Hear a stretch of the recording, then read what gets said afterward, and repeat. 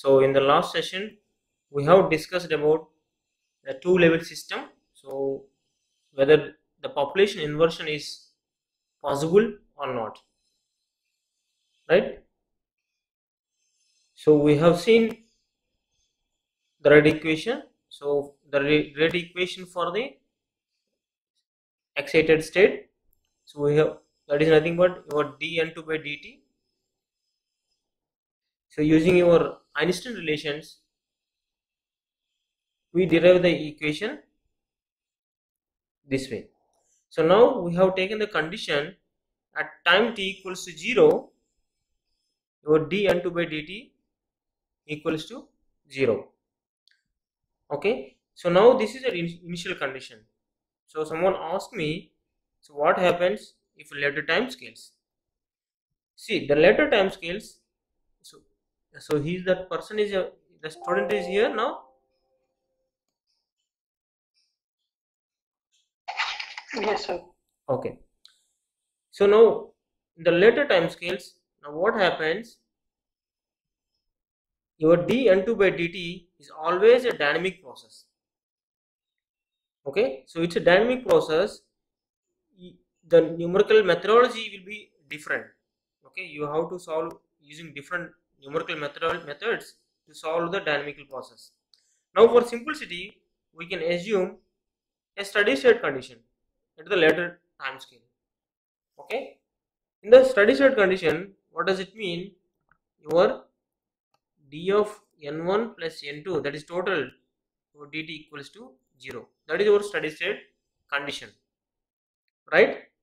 So the total population will be constant at that time. So now what you do it separately. This is your dN1 by dt individually is 0. So at any steady state condition, you will again get the same formalism what we derived. So in the two-level system, it is always this will happen. So at any case, you always get, see, if you don't use n total, okay, you can always use n1. So again you get the same formula.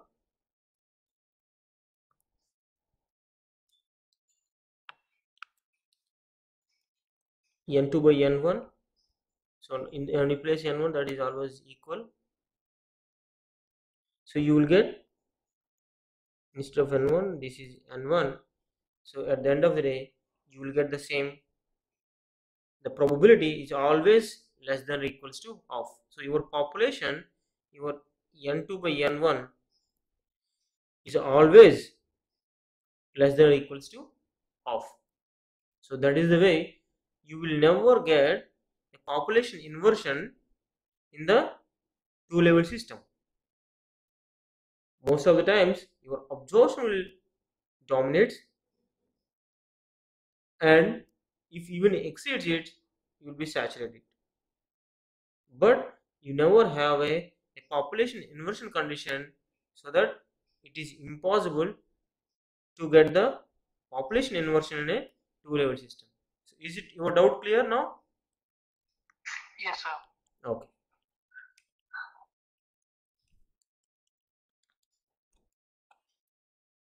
Okay. So now the question is it possible to get population inversion in three-level system? Do you have any answers? Yes, sir. Yes means is population is possible or no? Yes, sir. Possible, but there should be a condition that there should be a stable state. Okay. So now we will discuss how it is about the three-level system. So now in the three-level system, you have three energy states: E1, E2, and E3. Right? So now what are the transitions possible? The transitions is possible from E1 to E2 or vice versa, and E2 to E3, vice versa, and E1 to E3, right? So these are the possible transitions is possible. So that means that you can have a transition from E1 to E2. So now what happens? You are populating your E2 state. Now again this behaves like a two-level system. So we know that in the two-level system you cannot get population inversion, so resulting no lacing action. So now this will not work. Instead, now you populate E3 state. If you populate E3 state,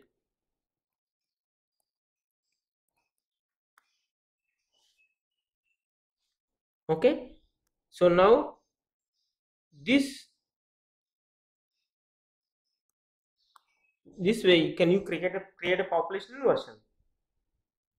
So in always what happens from this, you can have a non-ready to decay to this state.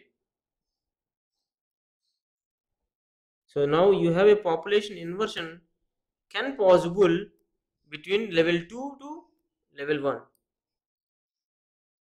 Okay, so in what is non-radiative transition? Non-radiative transition means it's not radiative. That means no photon is involved. So that means when the electron is coming from E3 to E2, there is no photon coming out. So that means it is coming non-radiative. So there is no radiation involved. That process is called non-radiative process. Non-radiative process are always happens in a faster time scales. They are very fast. So that means you pump into the E3 state. In the pumping time itself, it will go to E2 state. Okay, so that's why it's called. It's a like a lifetime is very fast. That means they will decay very fast from E3 to E2 state. So in that case, now you have the possibility to have a population inversion between E1 and E2. Now we will see in the pictorial representation. So now I'm just shift the E3 state little aside to make a very clear distinguish. So now you have three states, E1, E2 and E3. So now your E1 state is a ground state, it's always well populated. So now you come up with the photon. Right now you are coming with the number of photons. So now I am using the term called pumping. Okay, when you excite the ground state atoms to exit state, you need a pumping. The pumping is you are doing an optical pumping in this case here. So we are sending a photons. That means we are applying an external pump. Okay, so you pump to excite your atoms to excited state. So now you pump these atoms to E2 state. Now you see the E2 state is a short-lived state. Okay, E2 state is short-lived state means the atoms cannot stay a longer time scales there, so they will go to E3 state quite fast. So in principle, if you ask me a number, it's roughly in a picosecond time scales, it will decay. The picosecond means 10 power minus 12 seconds. So in the order of minus 12, 10 power minus 12 seconds, this happens. Now to make a lacing action or to make a population inversion, your E3 should be a long lived state. Your E3 should be long lived state. So long lived means it has to be more than your E2 state. It should be much higher than the lifetime of the. So here T tau means lifetime of E2 state and tau 3 is lifetime of your E3 state. So your T3 is a tau 3 is your lifetime of E3 state. it should be much longer state compared to your E2 state.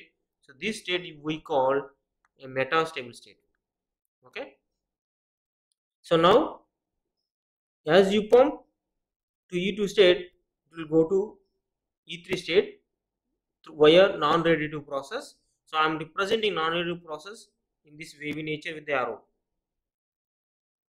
And now E1, E3 must be coupled radiatively.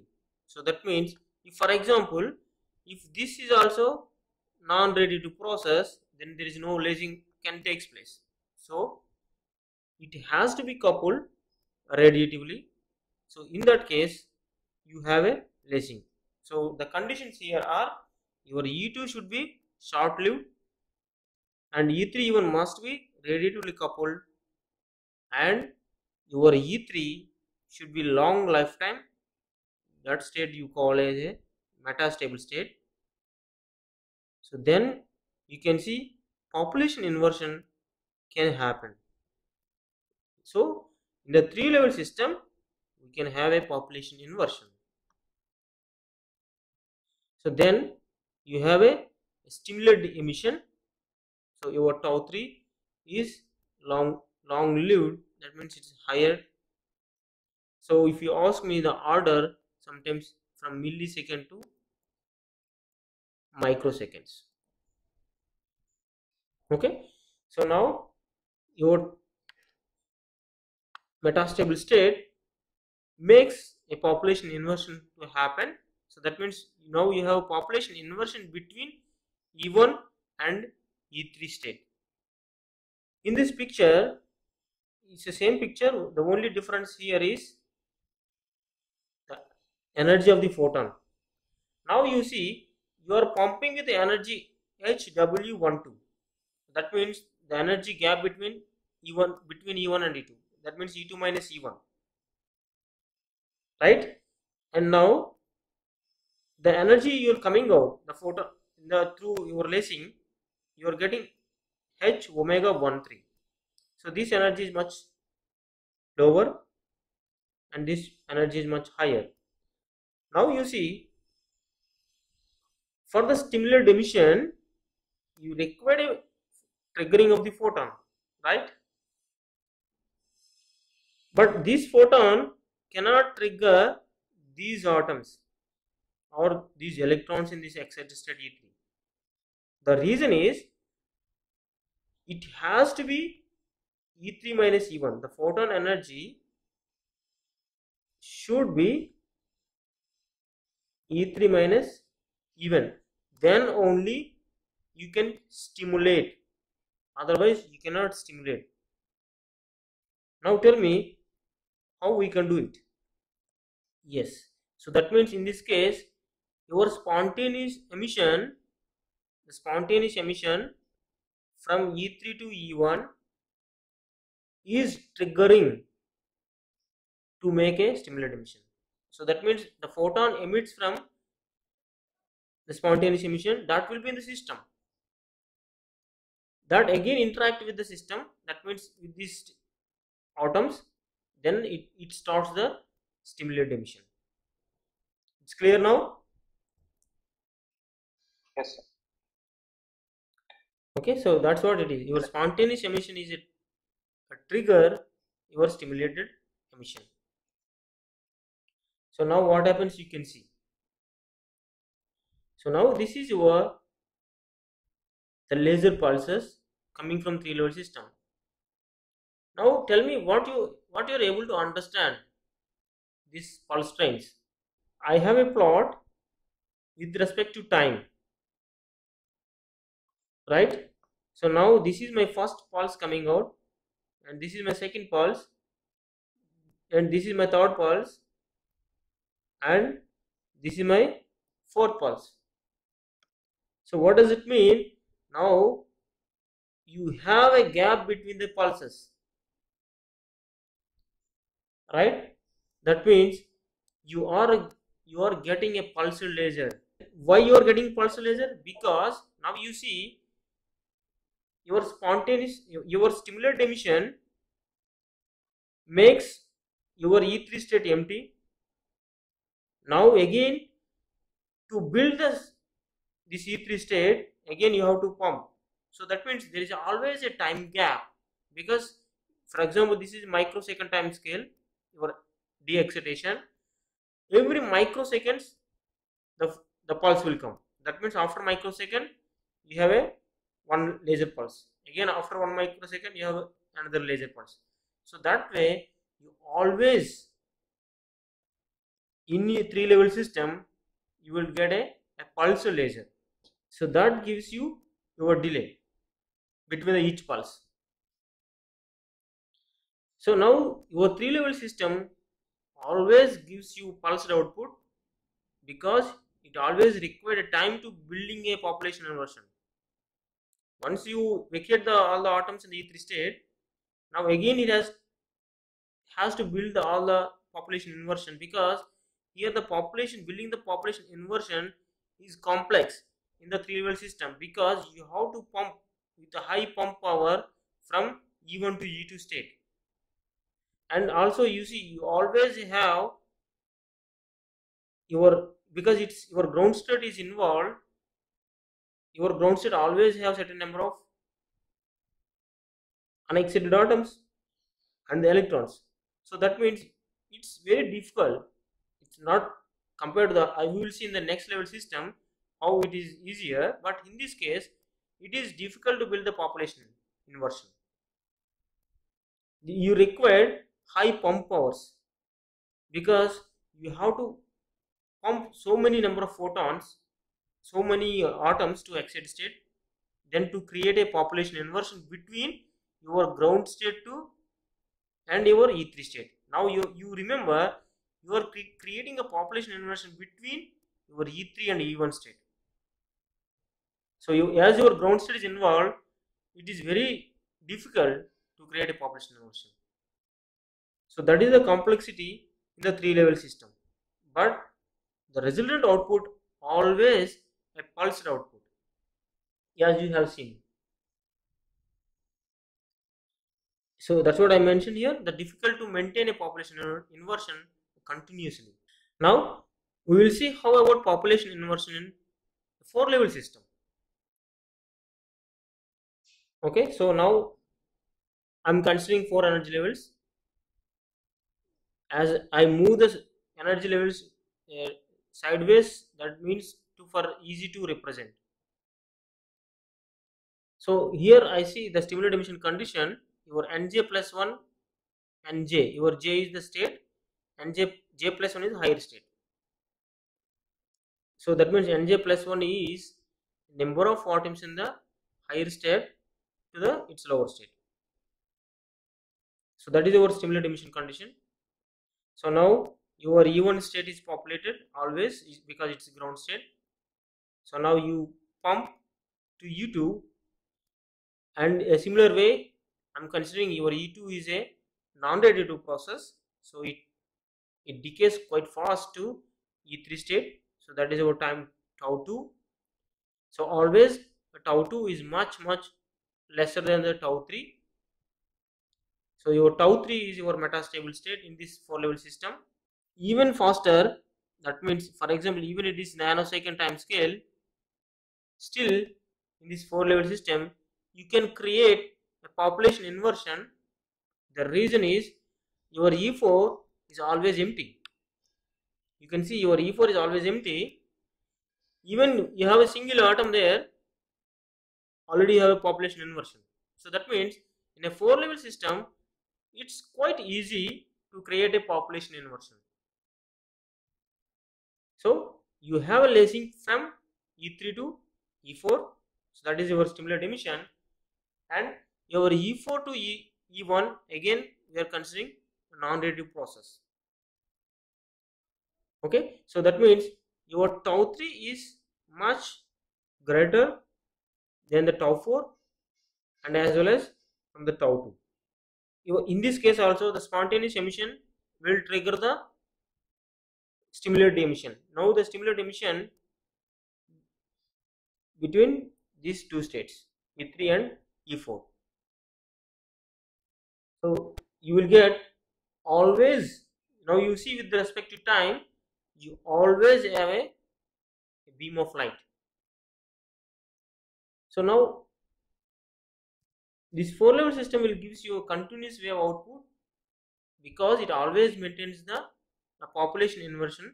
So this is because of the intrinsic property of the system. So this is suitable. So for example, now you have a CW laser, a continuous wave laser. You bring some suitable techniques that we discussed in the later sessions. You can convert this CW light into pulsar light. So what I will do, I will store this light and then I will release whenever I want. So when I release, a burst of a light will go out as a pulsar laser. So with that way I can use a suitable techniques. So for example, like a Q switching and mode locking, these are the two extraordinary techniques to make a pulsar lasers. So with this CW laser, you can use a CW laser if you want a continuous light, you can use it. But if you want a pulsar light, you can use simple techniques, you can convert into a pulsar light. So that is the advantage of this 4-level system. So most of the systems are 4-level systems. So this slide shows you the difference between or advantage of the 3-level and 4-level system. So your 3-level system is highly pump energies are required, which are operated in pulsar mode, and 4-level system, it requires even low pump energies is enough to get lasing action, and which can be operated CW mode with a small insertion of small techniques. Like with the optical techniques, you can make it a pulsar laser. That means you can make the CW system into a pulsar system. So that is the major advantage of 4-level system. We can end the session. So we will continue in the next class. Thank you.